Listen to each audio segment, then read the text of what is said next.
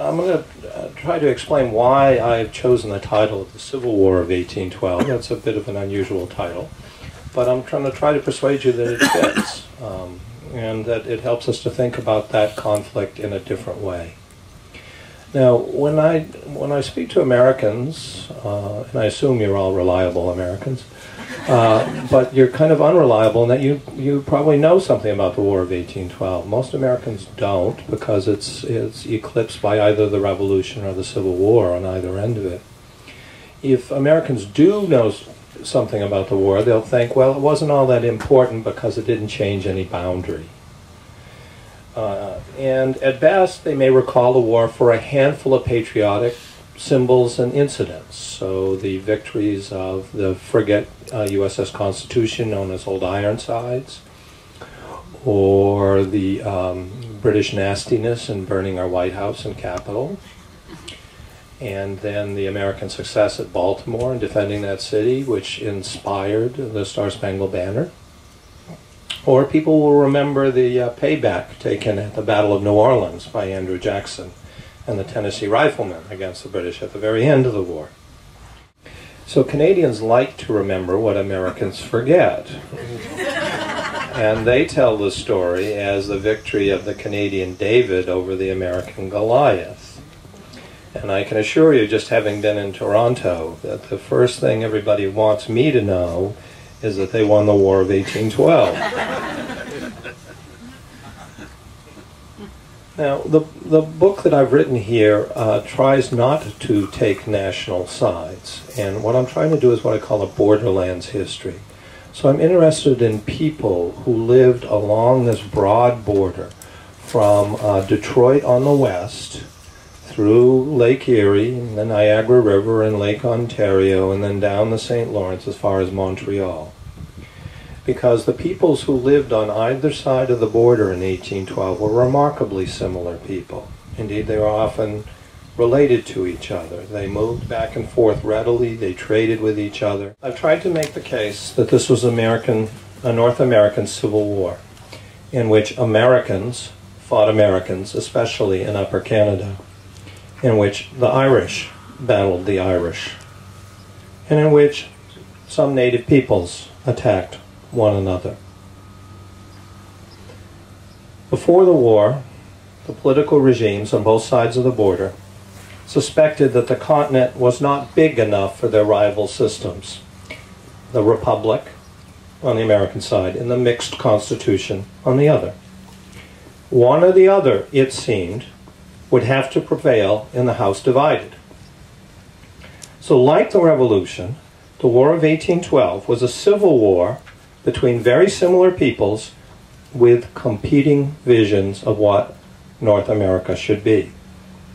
Should it still be loyal to the empire? Or should it be defined by its Republican revolution against that empire and its institutions? But neither side would reap what it expected from this war. The Republic would survive, but so would British North America.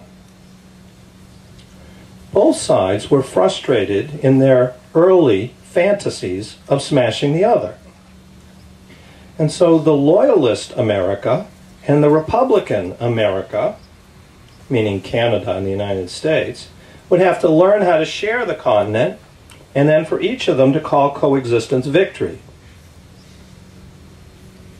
Now, I began this talk with the common belief that the War of 1812 lacked consequences because it seemed to end in a draw. But I want to suggest a paradox. It was exactly because it was fought to a standoff that the war concluded the era of the American Revolution and compelled both sides to learn how to live within their borders. In sum, the War of 1812 had the greatest of consequences for North America. Thank you. So if this is a civil war, in your opinion, who won? Well, you know, this is a question they wanted to ask of me in Toronto. And it turns out, because I'm being filmed, I have to give the same answer in both places. If we end the war with the Treaty of or the day before the Treaty of Peace, then the British-Canadian side won, in that they defended Upper Canada successfully, and they captured a big part of northern Michigan, and they captured eastern Maine, and they had a strong position in Chesapeake Bay. But if we end it with the peace treaty, it turns out the United States won a remarkably good peace treaty given the military situation in December of 1814, and it was because the British wanted out of the war. And so they just said, we'll give you the pre-war boundaries, we'll withdraw our troops. Now, if you then cut forward to, let's say, 1816, it's clear by 1816 the United States won the war. Okay. Now, why would they be? Why would I say? Well, they lost the war as of December of 1814, but they won it by 1816, because I think we've got a narrow view of how wars work and how peace treaties work. We think peace treaties, everybody agrees to what they mean. Peace treaties are how people behave in the wake of those peace treaties. The Americans behaved very aggressively, and they cut off the British from their Indian allies during 1815 and 1816. They put forts deep into Indian country. They started a process of accelerating the dispossession of Indian peoples and the settlement of Michigan, so that during that 2-year period, they're basically calling the bluff of the British, saying, you want another war? Okay, you're going to come and defend your Indian allies. They don't say that. The president doesn't say that, because that's not what presidents are supposed to do. But that's what the behavior of their officers along the Great Lakes is conveying. And the British officers along the Great Lakes are really upset because the Indians are complaining to them. And they say to their superiors in London, we got to help these people out. They helped us out in the war. And the government in London says, no. Trade with the United States, peace with the United States, paying down our national debt, not having another war. That's what matters. You abandon the Indians. And so it means that the United States is very aggressively able to maximize the benefits it receives from the Treaty of Ghent. So that what had been kind of a nebulous border zone of Michigan, Wisconsin, the upper Great Lakes, passes clearly into American control. And that's the green light for American expansion to the Pacific, and the United States becomes the dominant power in North America, and in the next century will become a superpower. So there's a who won a war is not a simple question of who wins the most battles. It's who wins the peace that comes out of the war. Congratulations on the award of a Pulitzer Prize. That's such an accomplishment. I'd be curious if you'd comment on life before and after being awarded a Pulitzer Prize.